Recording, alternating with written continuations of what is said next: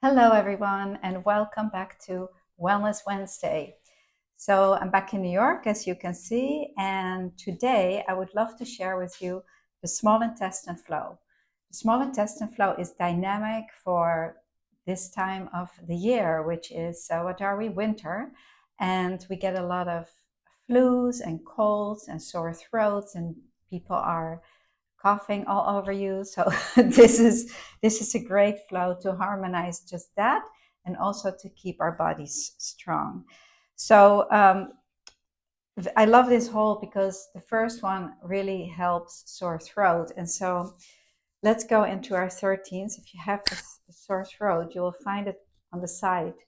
The 13 may be a little bit tender, so just stay there. This 13 is at the third rib, 1, 2, 3. You can count, or you can go a little bit below it, and then place the other hand on 11. So small intestine is an interesting flow. It starts on the little finger, and then you just keep holding it, but I'm going to show you on the little finger, and then moves on the outside through the elbow, and then on the upper arm. So it's great for arm projects, elbow projects. It goes through the upper shoulder here, and then crosses at T1, which is here, to the other side, where it comes to the acromion, and then moves down into the heart, and then scatters in the stomach. So dynamic flow. And then another part doesn't move down, but goes up through the throat and into the face. And then it goes into a part, goes into the ear. So this flow is very important for ear projects. Also, for example, if you're on a flight and your ears are popping or you have pain, then small intestine is great, or for ear infections. So it goes to the ear and then crosses through the forehead to the other side, where it becomes the bladder flow. So it's a dynamic flow. It's on the level of our depth 5. And let's just take another breath here. Feeling for the pulsation and allowing for the energy to settle in. The small intestine flow harmonizes the emotion of efforting or trying really hard.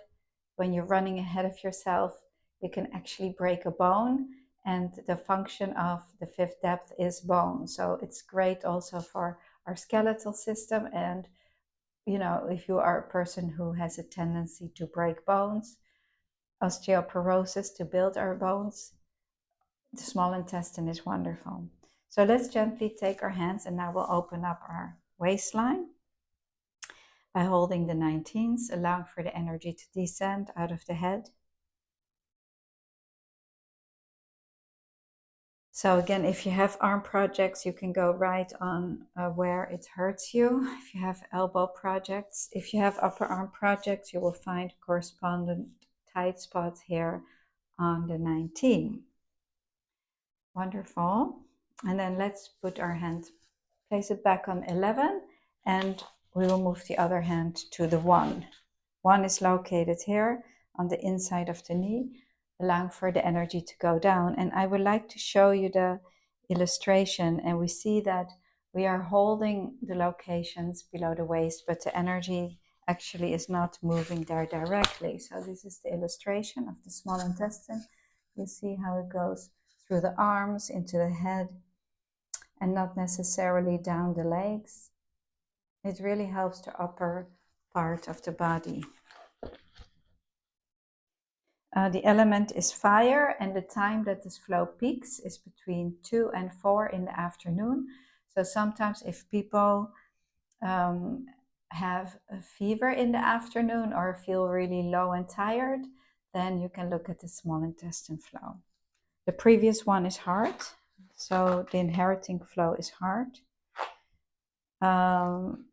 So if you have something going on with the heart energy and it cannot give enough to the next one, you can also consider practicing the heart flow.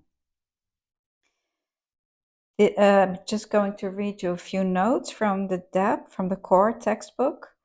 When this flow is really pushing ahead, the following symptoms may occur. The cheeks may swell, deafness, ear infection, neck, chin, shoulder, upper arm pain, and sore throat on the opposite side. Okay, so if you have a right sore throat, you can practice the left adjustment. And then the last step is moving our hand to the 7, which is the pad of the big toe, like here. Clearing our head. When the flow is deficient, so when there's not enough energy in it and it stagnates, then our voice can become hoarse, or rheumatism can develop, rheumatism-like conditions, pain in the joints, and also blood spots. You can see that sometimes some people, they have these little red spots on their skin. So you can look at small intestine. So that's it. It's a really simple flow. The quick hold is holding our little finger. So if you don't have time, you can always, to do the whole flow, you can always do one step of the flow, or holding the little finger, which is not exactly the same as doing the whole flow, but it certainly helps. I always say, practice a little bit rather than none at all.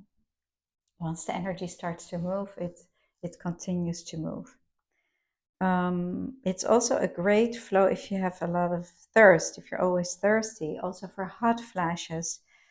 When you have cravings for bitter foods or bitter drinks, that's also small intestine. I just briefly would like to do the other side with you without me talking so much, and just taking a few breaths per hold.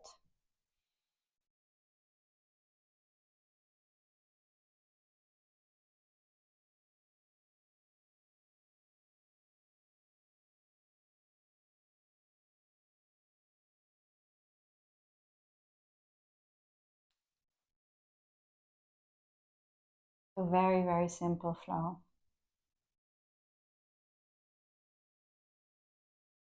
It's nice to hold your 11s also. That's where often we pile up stress. And then the toe here, the big toe, number 7. So let's finish by holding a mudra. It's really nice to harmonize the small intestine, the heart energy, and also the lung energy. So place your hand around the little finger and the ring finger like this. Just taking a few breaths. Again, you can practice the art of jinshin anywhere and anytime, wherever you are. You can hold a finger just for a moment, or practice on a loved one. Just, you can always hold a finger or a toe, whatever is available. And thank you so much for joining. And if you like the video, please like it, share the art of jinshin with a friend, and keep practicing. See you next time.